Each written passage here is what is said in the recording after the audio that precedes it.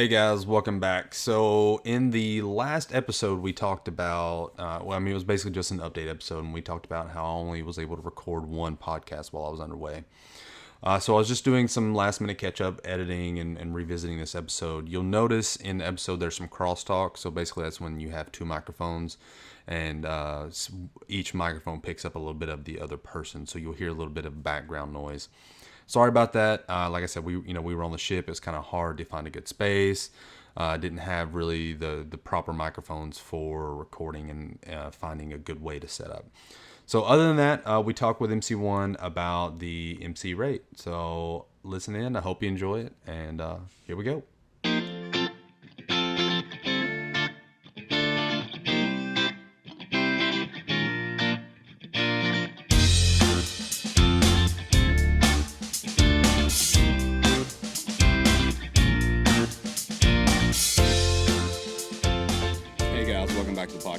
Today we've got MC1 on. We're going to be talking about the MC rate. We've been talking about this for a little while, taking time to get this set up.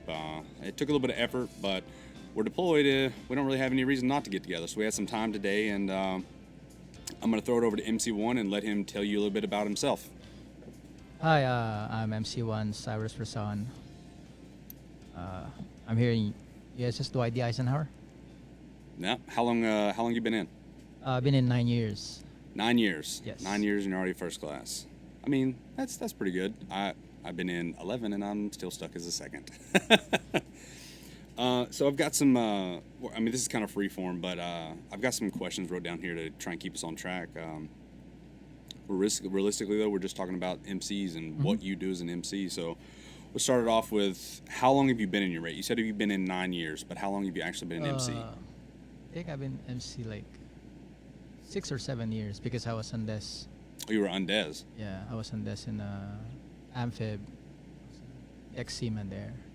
So you went from Deck Seaman to MC. Yes. I'm assuming you had MCs on board the Amphib. No, there's no MC billet for that when I was there, but there's NPACE, like support, but they only go there like when we're deployed. So I was able to learn from the deployed MC from NPACE. I followed them around, and also there's a Marine attached, like kind of like the same with the MC. We call it the Green PA. Yeah. They call their job MOS. I got to work with the Free Marines, knows how to work with cameras and whatnot, and then they teach me how to take photos. So. Well, that's pretty cool. I definitely, looking back, if I could go back, I would probably have been an MC because, obviously I got a podcast. I love taking pictures. Like all the things that you guys do, I love to do. I didn't know MC was a rate. I never knew that MC was a rate as well. Like I didn't know that until the career counselor told me that there's an MC rate.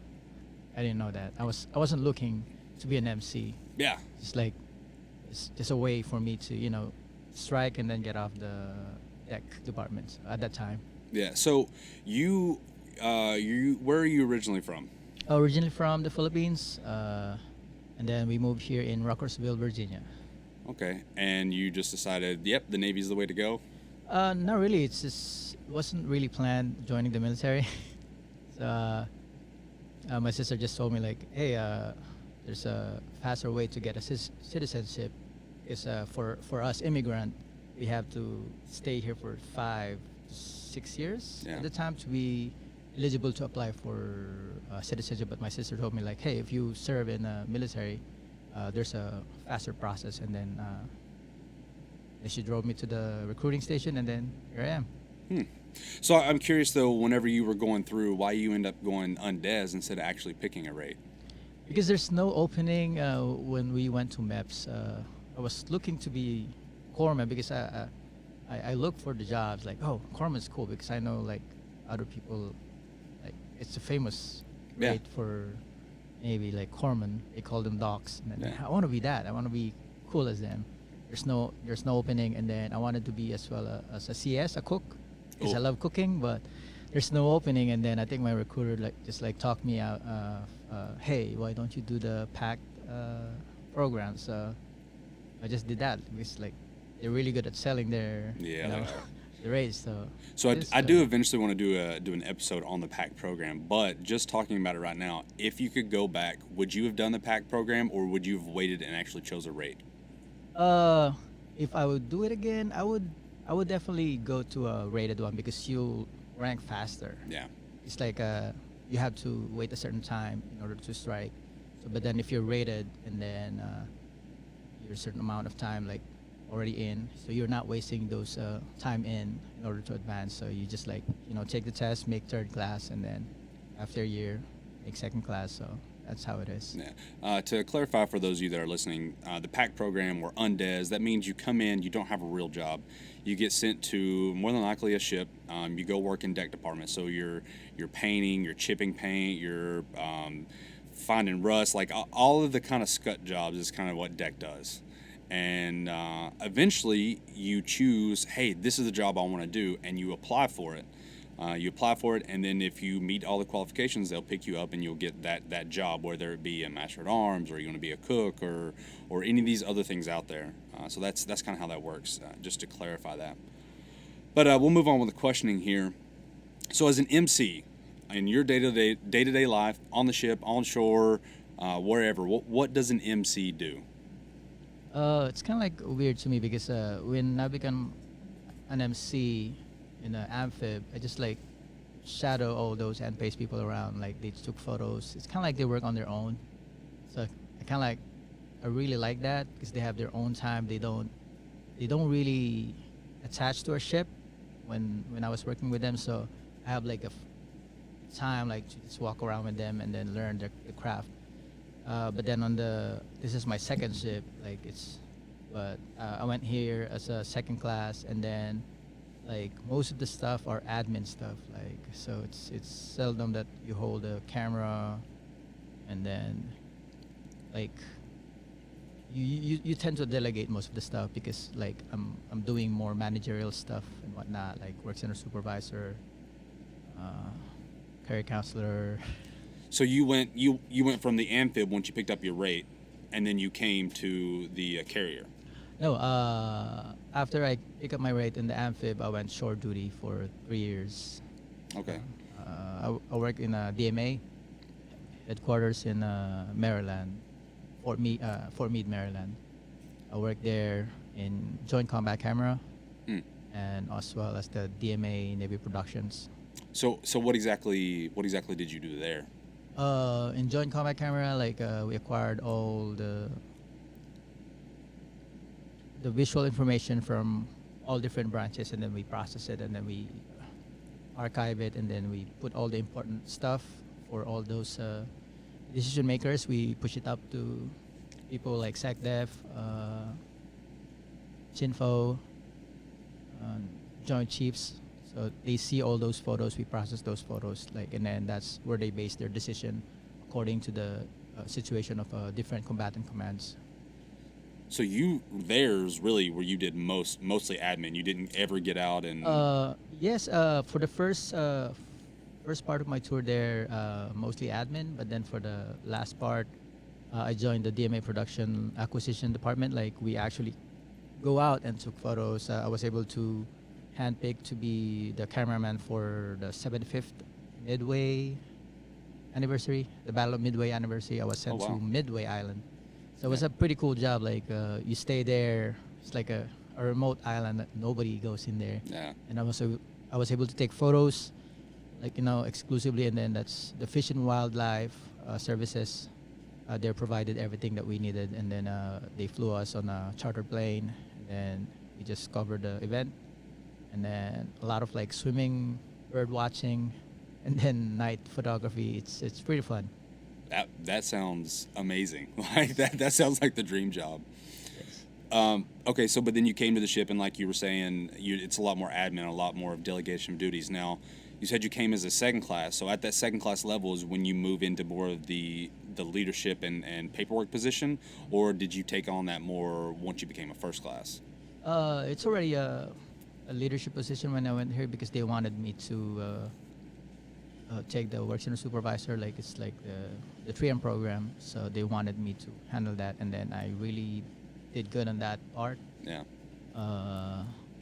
and now I'm a first class, and then I have to pass it down to another second class. So I'm moving on. Yeah. So as you move up into the kind of senior second and first class level, that's when you become more of the delegator, more of behind the scenes doing the paperwork, processing things like that.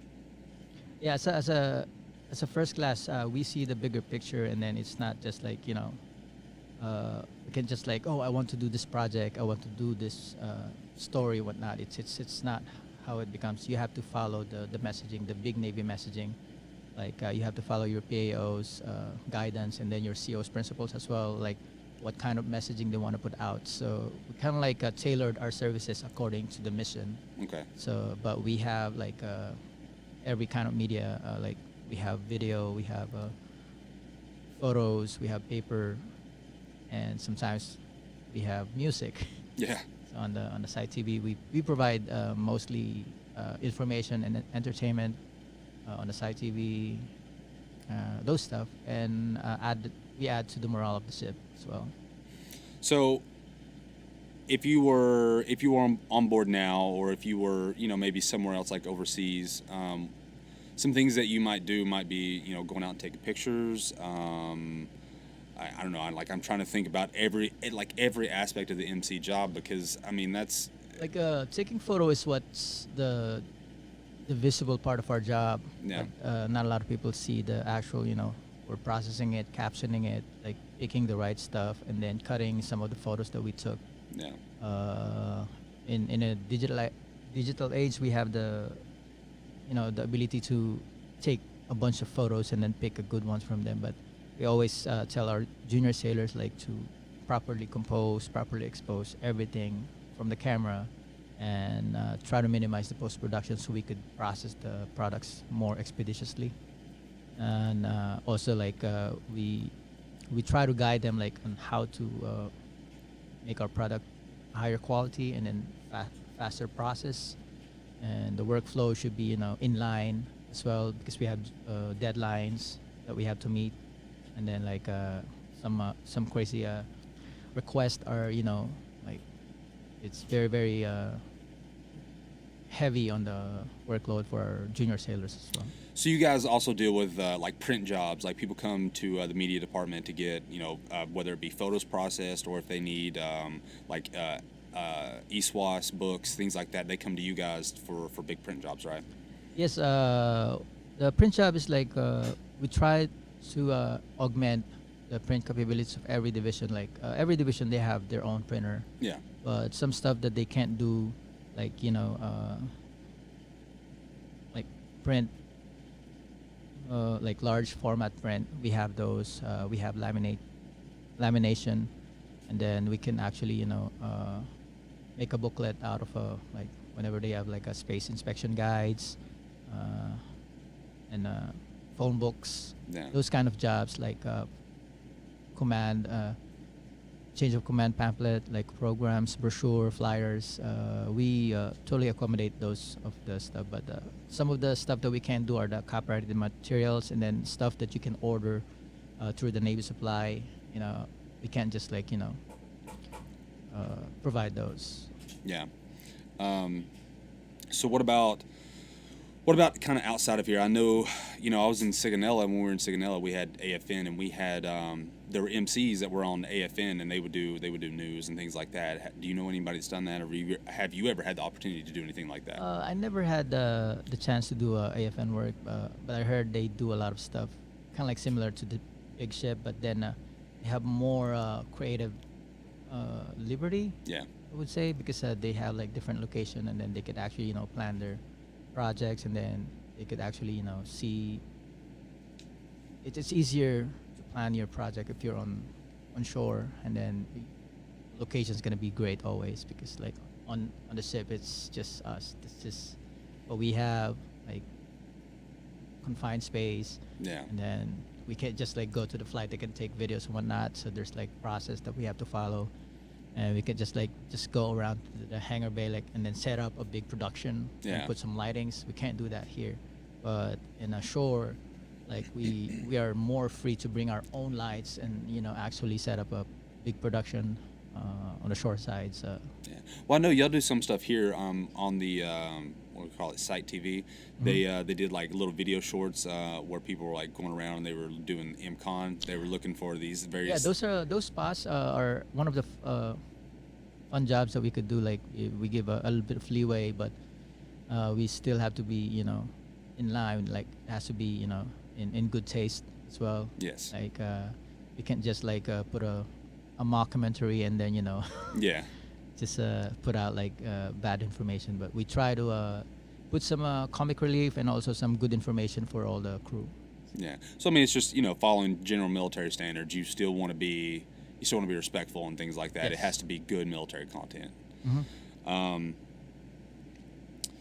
So we kind of talked about your first duty station, and then from there, whenever you picked up the rate, I'm not sure. Did you go to A school or did you just go straight No, to? that's the thing. Like they never sent me to A school, and I just learned everything like on job training. And then I ask people like, "Hey, how do you do this?" And then how do you use this program? Like I'm the person like who's not afraid to ask questions. Like Yeah. if I don't know how to do it, I would ask how to do the job. And then sometimes I would ask like junior sailors, like some of my junior guys, like, "Hey, I don't know how to do this on this program," and then they would like willing to teach me what they know because but with that, like they really respected me for that because like I never went to A school, but my next billet is gonna be I'll be going to the A school and then be an instructor. So Oh, so you're going to get to learn and teach. yes. So, do you know, kind of offhand, do you know how long the A school typically is for MC? Back in the day, I heard it's like 8 months Wow. for A school, and now I heard 6 months. It's gonna be shorter now. They changed the course so often. Like I'm not sure, but once I get there, I'll learn, and then they combine all the branches to be in one class, I guess. Oh, wow. Okay. So they combine. So, one class. what kind of things do they teach you at A school? Or I mean, obviously you haven't been, but do you kind of have an idea of what they teach you there? Honestly, I don't have a slightest idea. Like, but then I know they should be probably teaching like camera settings and whatnot, like proper composition, like the basic of like production stuff, like storyboards and whatnot. Writing script, and probably that. And I'm sure there's probably a little bit of English class involved, learning how to actually do some journalism. I don't know, but we'll see once I get there. I'll have more understanding of the rate because like I'm just like winging it Yeah. until now. Like I'm still just swinging the rate because I never went to A school, but I've been to symposium and then I've learned from other MC as well. Like it's not. I don't know. It's not hard. The rate is not hard as long as you're willing to learn. You'll be able to learn. And then as long as you accept that your limitation, you'll be able to do the job.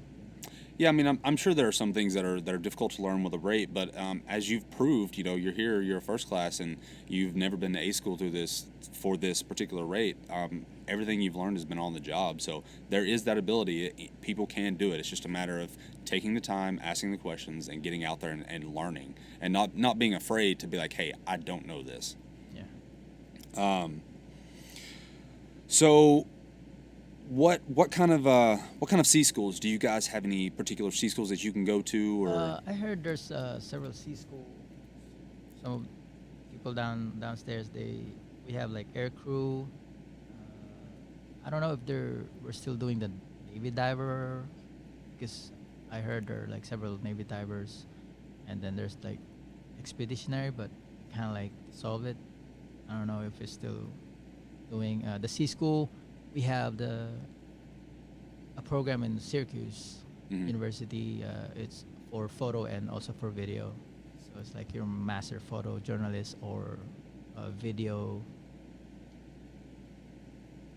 visual information. Like those two programs. Kind of like wanted to try that, but I know it's a tight competition to be in that one. Yeah. Two of my first class on board right now, they're prior Syracuse oh wow, students, like MC1 Kutsiko and MC1 Curtis. And Curtis, like the the MC of the year for this year.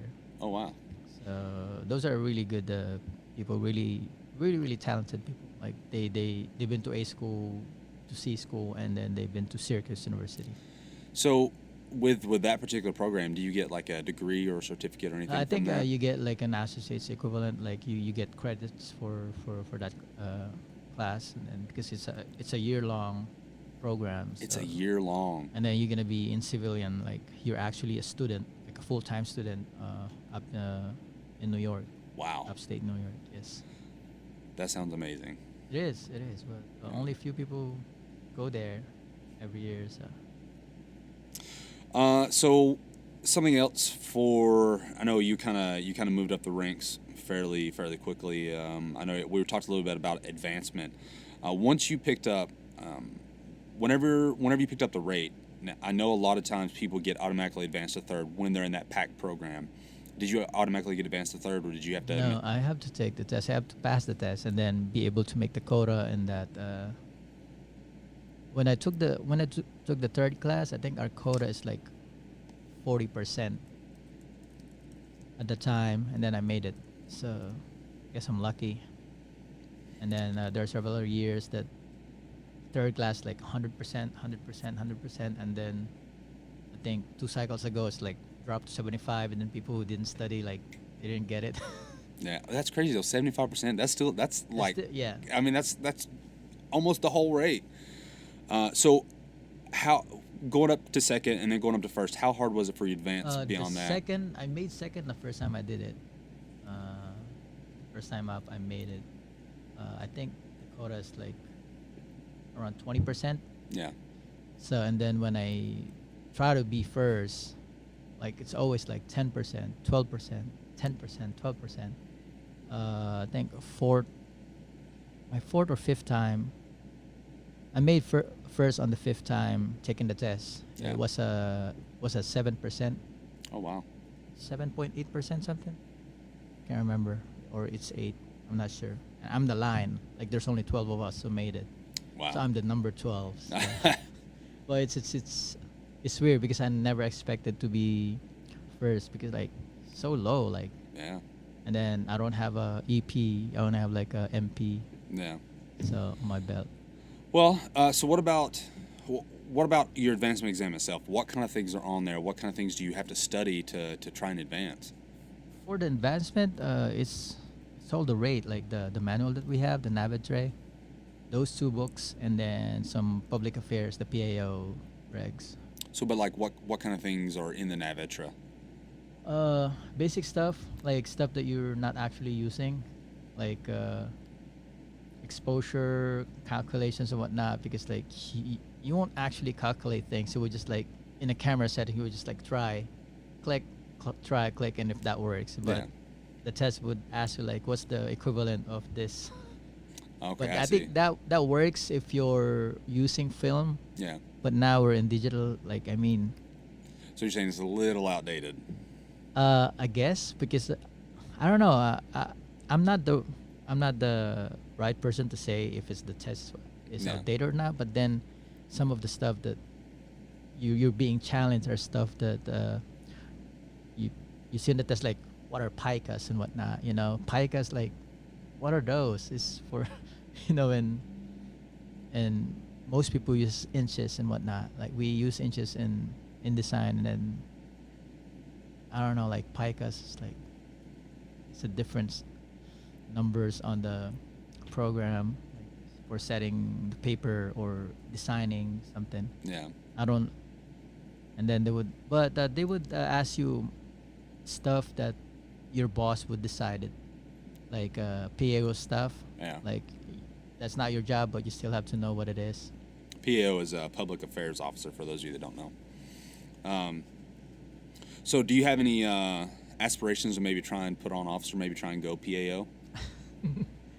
No, not really. We don't have that program in our rate. You have, I think, you have to.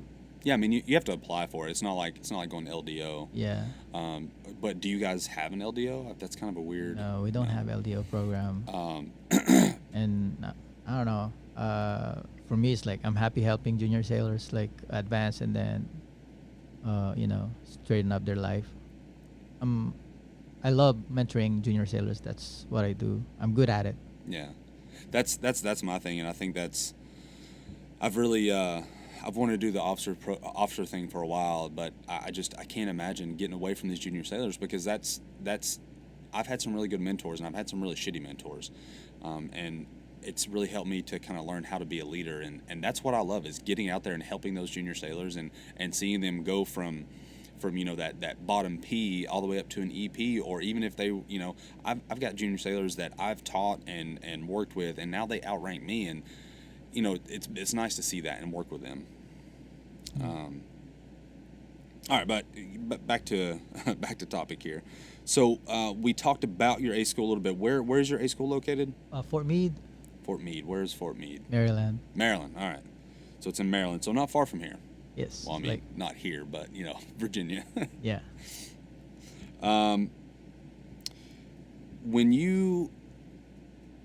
If you could do something to change anything about your rate or the Navy, what are some things that you would like to see change? That's a big question. That's a question for probably like the higher ups, the big brass. But as a first class, I would like to see change. Like, people would actually do whatever they say. You know what I mean? Like, people are actually doing stuff by example, not by telling just people like, hey, do this, do that, but actually, it's not a spoon feeding per se. It's actually inspiring people to be like them. I've only seen few leaders that I'm inspired and then would like to emulate them, but most of the leaders that I see, like, I'm just like shaking my head. It's not that I don't have trust in them, but then I want to see more leaders that who are really, really caring for the junior sailors, like really, really trying to help them out. It's not that, you join the military, deal with it, but then like, I'm really proud like joining the military, but then again, like, you have these kids like joining the military for some reason. Some kids join the military, to make a difference. If they're not making a difference, then try to remember them, like, what's the reason for them being here. Yeah. I kind of like, but I am damn proud. I joined the military because not a lot of people really, really, take it at heart. Like, a lot of people take it for granted. Like, Yeah. serving in the military, like. Well, I mean, if even if you think about it right now, the things that we sacrifice, we've been out here for 100 days. 100 days. We've been out here 100 days. We've hit no ports. So Yeah. we've had limited contact with family. Mhm. We're out here by ourselves. We don't have access. If people back home, something as simple as, hey, I'm going to play a video game. We can't do that out here. I mean, well, okay, I can't say we can't do that out here, but like we have very limited access to things that we can do. And, we're sacrificing this much time to be at home with our families, to be out doing the things that we love to do. And we're out here doing something to serve our country. And you're right. A lot of people take that for granted. I also think that a lot of people join the military and expect it to be all fun and games. Mhm. It's a big lifestyle change, and I think that people also take for granted the things that we have in the military. We have our health care, we have a guaranteed paycheck, we have our house. Most of the time, you have your housing paid for. If you look at the crisis going on right now, we have COVID. Well, a lot of people are, they're getting laid off, or they're losing their jobs, or whatever. Some people are lucky enough that, hey, yeah, you can work from home, or hey, yeah, continue to come in. Not us. We're getting a paycheck. We don't have to worry. Yes. And a lot of people don't have that. And I think that people forget that they join the military. Mhm. And I feel like the military is doing too much to conform to society, whereas society should be conforming to the military. You join, you raise your hand and said, yep, this is what I want to do. Yeah. You know what the military is about. And I'm not saying that everything is wrong with the military conforming to society. There are some things that need to change, right? As we grow as a nation, as we grow as not even just as a nation, but as the human race, as we grow and we get more technology and all these things change. Of course, there's going to be some things that the military does need to change, but at the end of the day, when it comes to things like safety, like, women wearing their hair in ponytails and things like that, that can be a safety hazard. Maybe that's something that shouldn't have changed. I'm not necessarily saying that in particular, but I'm just using that as an example.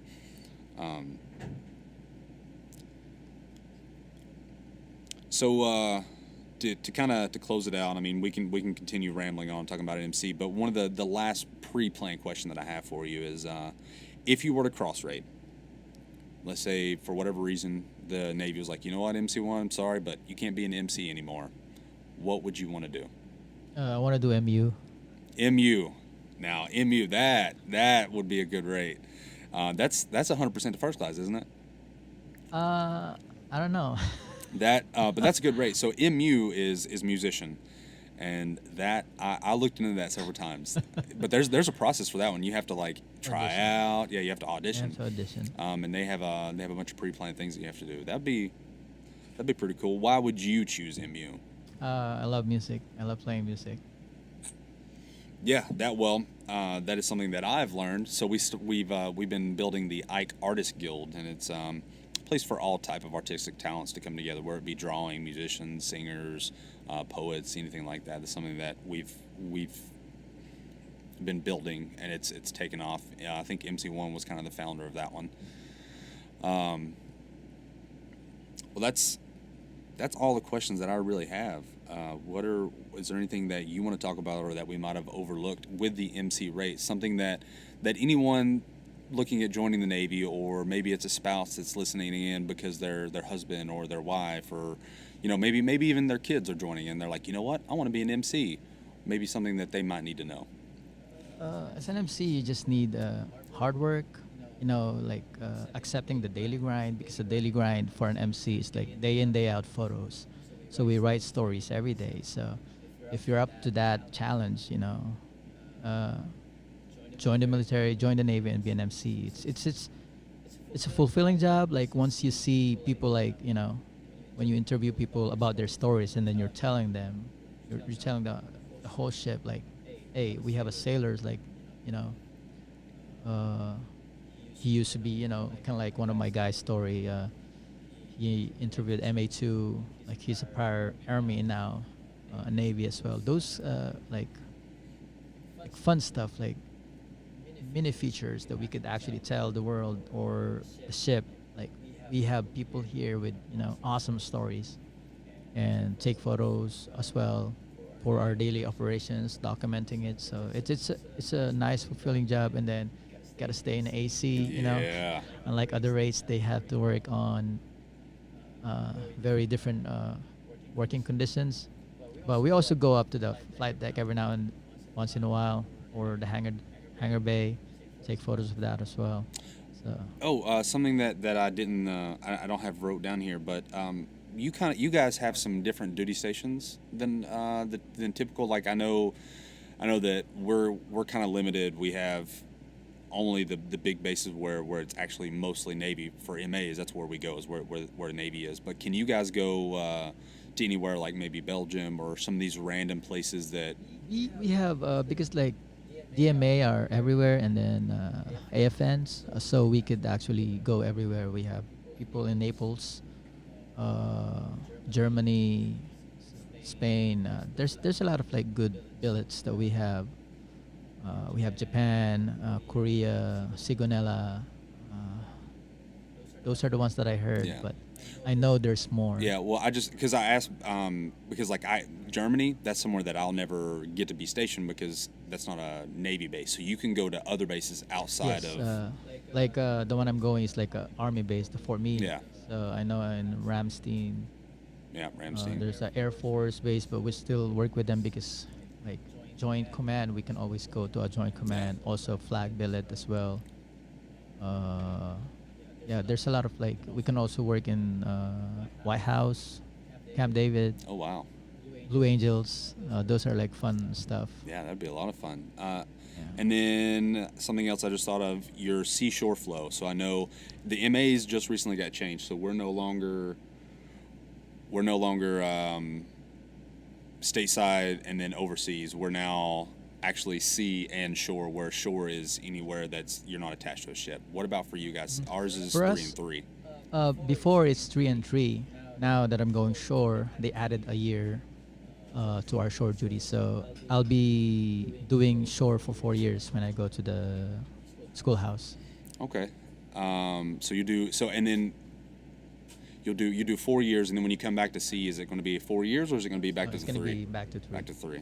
Okay. And then we have like stations like the NPAs are sea duty, but Yeah. you're actually on shore. You're supporting only small boats and whatnot. Okay.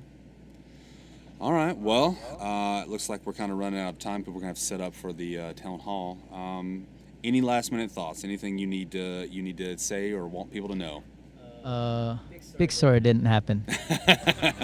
All right. Thanks, guys, for listening, and thanks MC41 for coming on. Maybe we can follow up with you when you get to A school.